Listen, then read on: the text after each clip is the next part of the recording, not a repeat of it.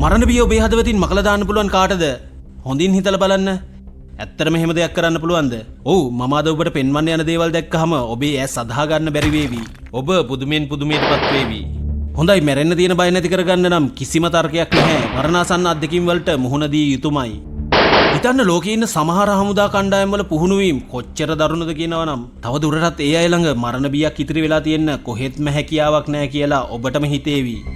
තව මොහොතකින් පුපුරා යන නියමිත සක්‍රීය ග්‍රෙනේඩ් වලින් කැච් සෙල්ලම් කරන තැන ඉඳලා පන පිටින් පොළොව යට වැලලීම දක්වා හැම දෙයක්ම මම අද ඔබට පෙන්වනවා. සති ගණන් නිරාහාරව ඉඳලා ජීවත් වෙන්න විතරක් ඇඟේ ඉතුරු වෙච්ච අන්තිම පණකෙන් දෙන්න මඩ ගොහරුවක බඩගාද්දි කන් දෙකට අඟල් කීපයක් දොරින් ගෑවි නොගෑවි යන විදියට සැබෑ උණ්ඩ වලින් වෙඩි තියෙන විදිහේ භයානක පුහුණුවක් මේක. මේ තමයි කිසිවෙකුට හැප්පෙන්න තියා හිතන්නවත් බැරි අති භයානක වගේම අති දක්ෂ රණශූරයන් බිහි කරන ලෝකයේ දරුණුම හමුදා පුහුණු වීම. ඉතින් ඔයා හුස්ම ගන්න එක වුණත් එක මොහොතකට අමතක වෙන්න පුළුවන් මේ පුදුම හිතන වීඩියෝ එක සම්පූර්ණයෙන්ම බලන්න කියලා අපි ඔබෙන් ඉල්ලා සිටිනවා. අලුත් යාළුවෝ අනිවාර්යෙන්ම subscribe බොත්තම ඔබලා ඊට එහා පැත්තේ තියෙන bell icon එකේ all option තෝරන්න.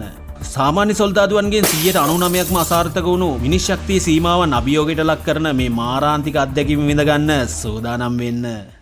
පළමුවෙන්ම අපි කතා කරමු උතුරු කොරියාවේ 11 වෙනි ස්ට්‍රෝම් කෝප්ස් ගැන.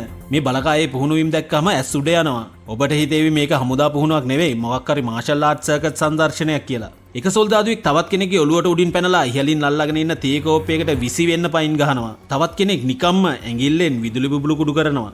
හරියට මැජික් එකක් වගේ. ඒත් මේ සෙල්ලම තාම පටන් ගත්තා විතරයි. නියම වැඩ පෙන්වන්න පටන් ගන්නේ Tamanගේ අසහාය නායකයා ඉදිරියේ දක්ෂතා පෙන්වන්න ගියාමයි. ඔවුන් පපුව මත තබා ගල් පවා කුඩු කරනවා. ලී පොළු වලින් දරුණු ලෙස පහර කරනවා. හරි මේවා දකින්න ලස්සන වුණාට යුද පිටියේදී උණ්ඩයක් නවත්තන්න මේ වගේ දේවල් වලට බැහැ නේද? හොඳයි අපි උණ්ඩ නවත්තන එක ටිකකට කල් තියලා ඒ වෙනුවට කෙලින්ම ඇටකට කැඩෙන පහරවල් ගැන කතා කළොත්. ඔව් ඒ තමයි කාම්බෝජයේ SF911 බලකාය. මෙතන සිද්ධ වෙන ගැඩවල් කැඩීමේ සෙල්ලමක් නැහැ. මෙතන තියෙන්නේ සැබෑ මිනිස්ලේ සහ ක්‍රෝරත්වයේ විතරයි. මේ පුහුණුකරුවන්ගේ අරමුණ සහ උත්සාහය මේ සොල්දාදුවන් මානසිකව සහ කායිකව සම්පූර්ණයෙන්ම කඩා බිඳ දමන්නයි. ඉලෑට වලට වැදෙන මිටි පහරවල්, බඩට එල්ලවන ප්‍රහාර සහ කම්මුල් පහරවල් ඔවුන්ගේ දෛනික කෑම මෙනුව වගේ. ඔබ පුහුණු වීම අතර දුර්වලයි නම්, ඒ වගේම අවාසනාවන්තයි නම් ඔවුන්ගේ විශේෂ ස්පාටනික් කික් එකකට උනත් මුහුණ දෙන්න සිද්ධ වෙනවා. හැබැයි මේ වගේ ගුටි පැට වලින් විතරක් යුද්ධයක් දිනන්න පුළුවන්ද? කොහෙත්ම බෑ. අන්න ඒ නිසායි වියට්නාම කමාන්ඩෝවරු පුහුණු කරන්න වෙනස්ම ක්‍රමවේදයක් තෝරගෙන තියෙන්නේ. ඔවුන් ඒ රටේ හඳුන්වන්නේ ඇදහිය නොහැකි මිනිසුන් ලෙසයි. ඔවුන් පරිසරයට අනුගත වෙනවා විතරක් නෙවෙයි, ඒ පරිසරයම මාරාන්තික අවියක් බවට පත් කරගන්නවා. උදාහරණයක් විදිහට අර උණ බම්බු දෙස බලන්න. ඒක සාමාන්‍ය දෙයක් වගේ පෙනුනට කැලෑව ඇතුලේදී ඔවුන්ගේ රහස් ආයුධය ඒකයි. මේ වගේ සාමාන්‍ය දේවල් මෙහෙමකට යොදා ගන්න ඔවුන්ට විවිධ දේවල් යොදාගෙන පුහුණු වීම දෙනවා. ඇත්තට මේ වගේ දේවල් අදාහ ගන්න බැරි තරම් නේද?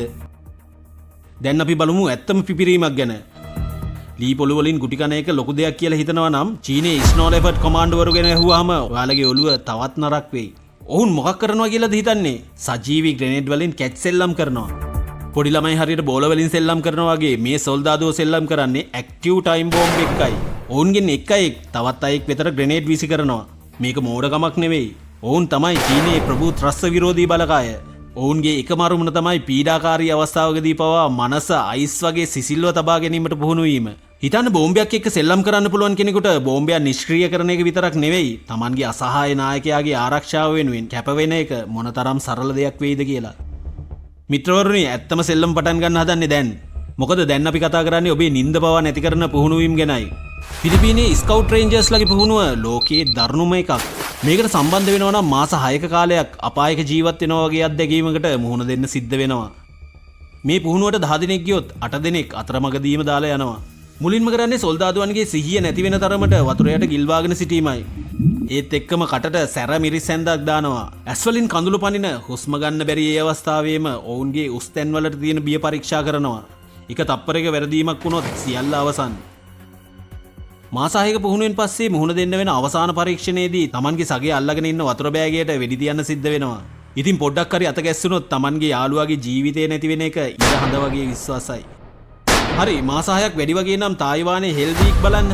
දවස් 7කින් මුළු ජීවිත කාලෙම විඳින්න තියෙන දුක් ඔවුන්ට උගන්වනවා, විඳින්න සලස්වනවා.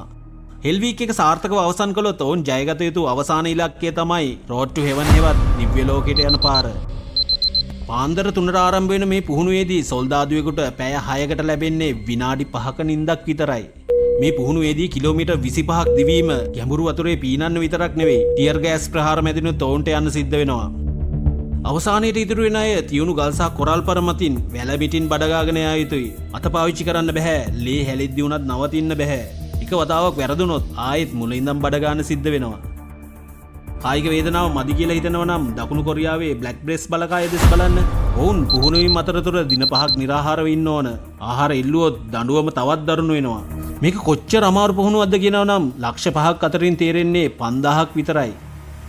තවත් පිරිසක් ඉන්නවා. ඒ කට්ටිය හඳුන්වන්නේ 707 ස්පෙෂල් මිෂන් ගෲප් කියලා. ඔවුන්ට ඒ රටේ දීලා තියෙන අනුවර්තන නාමය තමයි නිහඬ මාරයන් කියලා. ඔව් ඇත්තටම මේ නම ඔවුන්ට හොඳටම ගැලපෙනවා. ඔවුන් ගොඩනැගිලි වලට ඇතුළු වෙන්නේ කිසිම ශබ්දයක් නැතුවයි. ඔවුන්ගේ අවසාන පරීක්ෂණය තමයි පන පිටින් පොළොව යට වැළලීම. මේක මිනිස්සෙක්ගේ ඉවසීමේ උපරිම සීමාව පරීක්ෂා කරන අවස්ථාවක්. හොඳයි අපි අවසාන වශයෙන් බලමු ඉන්දුනීසියාවේ ඩෝපා පුහුණුව සම්බන්ධයෙන්. ඇත්තටම මේ පුහුණුව නීතියෙන් තහනම් කළ යුතු එකක්. සොල්දාදුවන් මඩේ බඩගාගෙන යද්දී ඔවුන්ගේ හිසට අඟල් කීපයක් උඩින් සැබෑ උණ්ඩ වලින් වෙඩි තියෙනවා. මේක කරන්නේ මරණ බිය සම්පූර්ණයෙන්ම නැති කරන්නයි. පොඩ්ඩක් හරි එහා මෙහා වුණොත් දුක් විඳලා මදිවට මැරෙන්නත් සිද්ධ වෙනවා. මේ වගේ පුහුණුවකින් පස්සේ ඉතිරි වෙන්නේ මිනිස්යන් නෙවෙයි, හැප්පෙනවා තියා හිතා ගන්නවත් බැරි මාරාන්තික යක්ෂයන්.